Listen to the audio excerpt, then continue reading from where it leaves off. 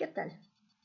Me da mucho gusto saludarles en este nuevo video, en el cual vamos a hablar acerca de todo lo referente a la sesión número 2, que se llama Fase de Investigación del módulo 18 del Sistema Penal Acusatorio y Oral. Esta sesión corresponde a la unidad número 1, que se titula Inicio del Proceso Penal. ¿Qué vamos a ver en esta sesión? Bueno, pues primero en la actividad número 1 vamos a atender todo el tema de las medidas cautelares. Nos van a pedir que leamos el texto de apoyo en los temas que hacen referencia a la etapa de investigación inicial y a la audiencia inicial. Vamos a consultar en el Código de Procedimientos Penales los artículos correspondientes a las medidas cautelares. Haremos un cuadro con 3 columnas, una para medidas cautelares, otra para las características. Vamos a nombrar en cada una de estas medidas 3 características como mínimo y vamos a platicarles un ejemplo de la aplicación en un caso hipotético. Y pues vamos directamente a realizar esta actividad. Es muy importante que yo comente que a partir de la audiencia inicial el juez va a establecer todas las medidas cautelares que le sean solicitadas por parte del Ministerio Público. El Código Penal, que es el nacional y de procedimientos penales, señala en el artículo número 153 todas aquellas reglas generales de las medidas cautelares. Y el artículo número 154 del mismo Código Nacional de Procedimientos Penales, la procedencia de dichas medidas. Entonces, bueno, la primera medida cautelar es la presentación periódica ante el juez o ante la autoridad distinta que aquel designe. Algunas de sus características es que esta es una medida de carácter personal, es jurisdiccional también, ya que la otorga el juez de control, también se caracteriza por ser una providencia precautoria, ya que por un determinado tiempo o lo que dure el procedimiento, deberá existir un registro de la presentación ante la autoridad designada. Es provisional también porque esta medida va a subsistir en tanto duren las circunstancias que orillaron al juez a determinarla. Un ejemplo puede ser que Juan X es un presunto delincuente en la comisión del delito de daños a título de imprudencia. En este caso, el juez va a determinar si el imputado va a tener que asistir periódicamente al juzgado. El juez de control podrá imponer esta medida cautelar para evitar que Juan X, quien es el imputado, se fugue, obstaculice la investigación o pueda llegar a causar un daño a la víctima. O también designará si tendrá que asistir a los llamados de la autoridad competente de salidas alternas y de medidas cautelares. De esta manera se va a evitar que salga de la ciudad y que se mantenga a disposición de la autoridad. Como medida cautelar, se le impusieron a Juan X, primero, la presentación de una garantía económica, la prohibición de salir de la ciudad y la obligación de presentarse cada 15 días ante la Dirección de Ejecución de Sentencias y Medidas Cautelares por el plazo que dure el trámite del proceso. La siguiente medida cautelar que voy a enunciar es la exhibición de una garantía económica. La siguiente es la tercera, el embargo de bienes. La cuarta, la inmovilización de cuentas y demás valores que se encuentren dentro del sistema financiero. La quinta es la prohibición de salir sin autorización del país, de la localidad en la cual reside o del ámbito territorial que fije el juez. La sexta es el sometimiento al cuidado o vigilancia de una persona o institución determinada o internamiento a institución determinada. La séptima es la prohibición de concurrir a determinadas reuniones o acercarse a ciertos lugares. La octava es la prohibición de convivir, acercarse o comunicarse con determinadas personas, con las víctimas u ofendidos o testigos, siempre que no se afecte el derecho de defensa. La novena es la separación inmediata del domicilio.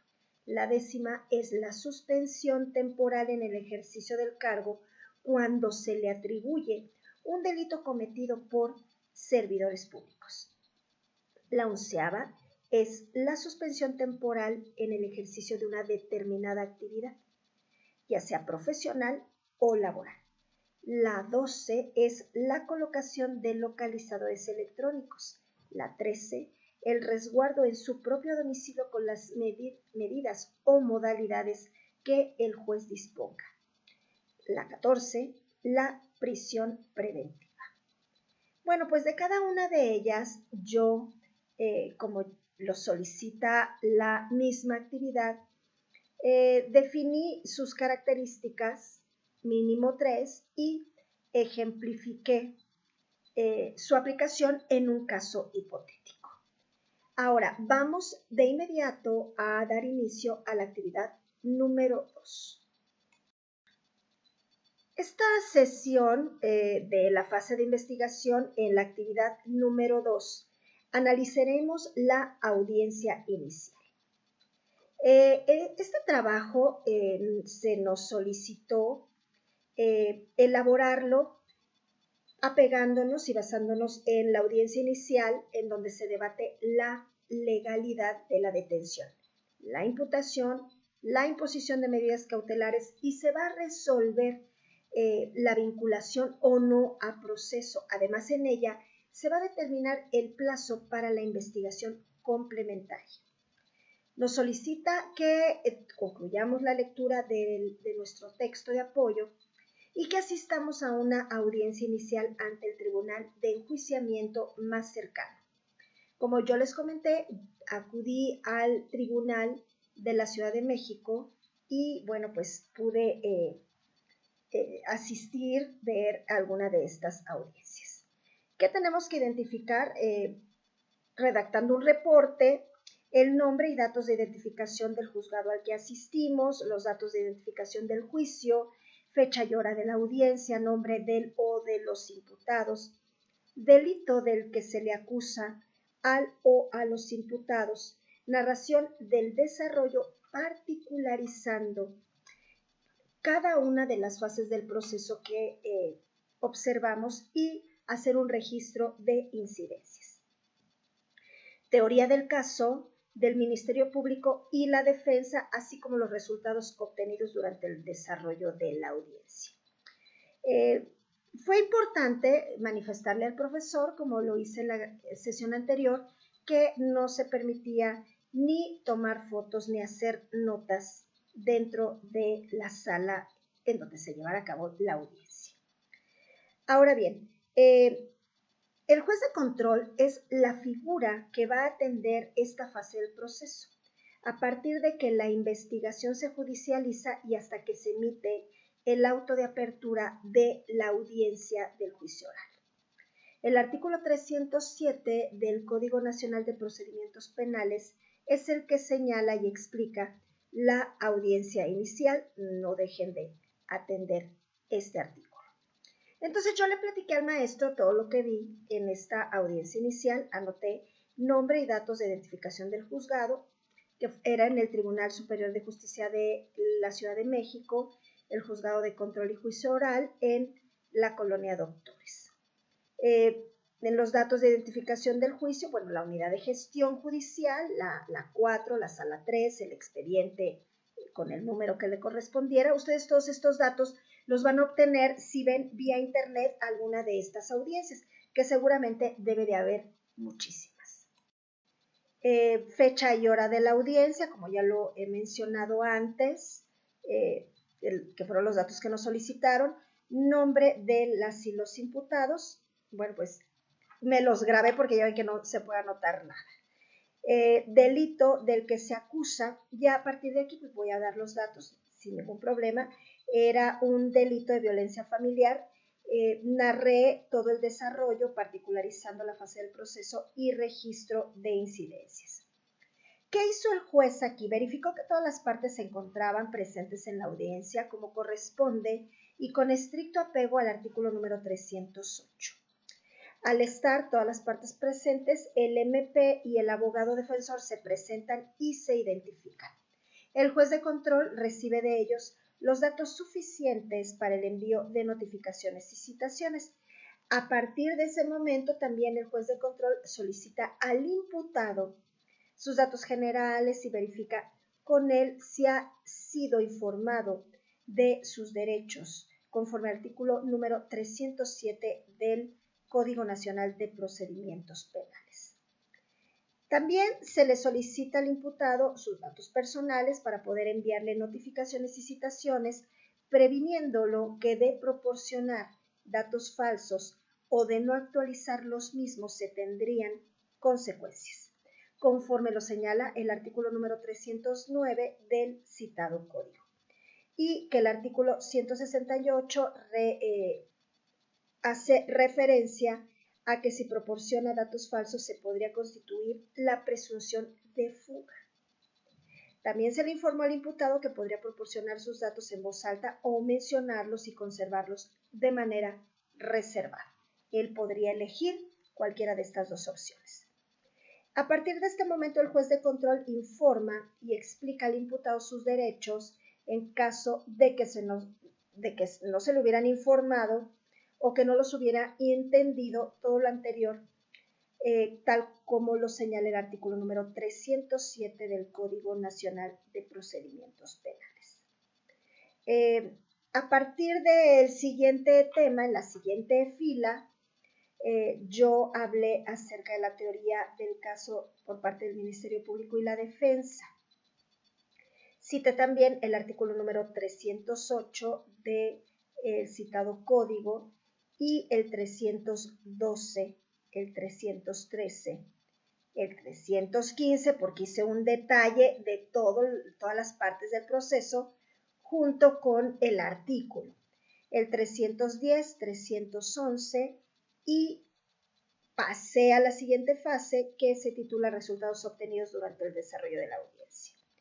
En la audiencia que yo presencié, el juez de control determinó por la forma de actuar del abogado defensor que podría no estar lo suficientemente preparado para participar en un juicio oral. De tal manera que el juez advirtió al imputado que en caso de observar que el abogado defensor no fuera apto para su defensa, lo relevaría del cargo. Al respecto, yo cité el artículo número 141 porque también el juez lo que hizo fue informar al imputado que si él estaba entendiendo todo, daría continuidad a la audiencia para poder, en primera, definir si se calificaba o no la detención como legal y, de lo contrario, si fuera a favor, podría decretar la libertad al imputado. Paso a paso yo tuve que ir definiendo todo lo que yo había observado en esa audiencia y a la vez citar cada uno de los artículos que amparan dichas acciones. Por ejemplo, en el caso de que el juez de control haya resuelto no vincular a proceso al imputado, emitirá un auto de no vinculación y dará por finalizada la audiencia conforme al artículo número 319. El juez de control va a resolver sobre las medidas cautelares solicitadas y concederá el uso de la palabra al Ministerio Público para que exponga el tiempo que requiere para cerrar la investigación. El juez de control va a conceder el uso de la palabra al defensor para que éste exponga su postura respecto al cierre de la investigación, todo lo anterior con base al artículo número 321 del Código Nacional de Procedimientos Penales. Finalmente, el juez de control resuelve sobre el paso de cierre de la investigación y declara el cierre de la audiencia. Con esto hemos finalizado la actividad número 2 y tendríamos que ir directamente a la actividad integradora que dice formulación de la propuesta.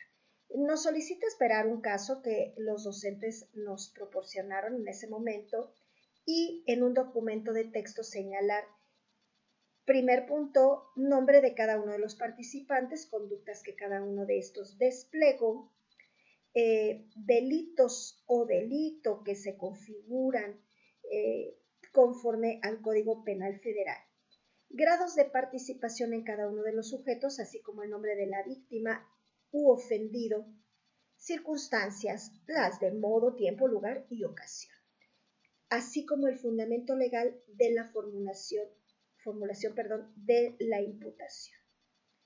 Y entonces yo nuevamente lo que hice fue mi tablita de 2 columnas. En la primera fila anoté el nombre de cada uno de los participantes, la conducta que cada uno desplegó, con base a los artículos 117, fracción cuarta, todos los que voy a mencionar del Código Nacional de Procedimientos Penales, el 113, fracción cuarta, el 117, fracción 2 y 12, y el artículo número 311, todos, ya lo mencioné, del Código Nacional, el artículo número 309, y todo lo anterior que acabo de mencionar habla de las conductas que cada uno desplegó, en donde se observó que la defensa conocía muy bien el caso y a detalle el contenido de la carpeta de investigación, manteniendo total atención a las prevenciones que pudieran llevarse a cabo al establecer una calificación del hecho.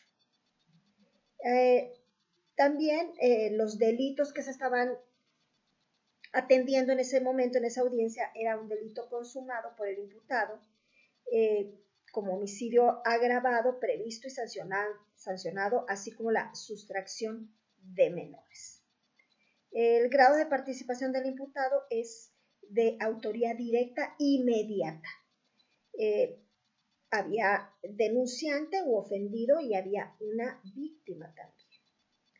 En cuanto a las circunstancias, se le informó al imputado que con base a su reconocimiento de los hechos y a la plática sostenida con el menor de edad y con el padrastro acerca de qué había platicado, pues hasta cómo la había matado, posteriormente llevó los restos de la víctima a un lugar en donde fueron encontrados tal como él mismo lo señaló.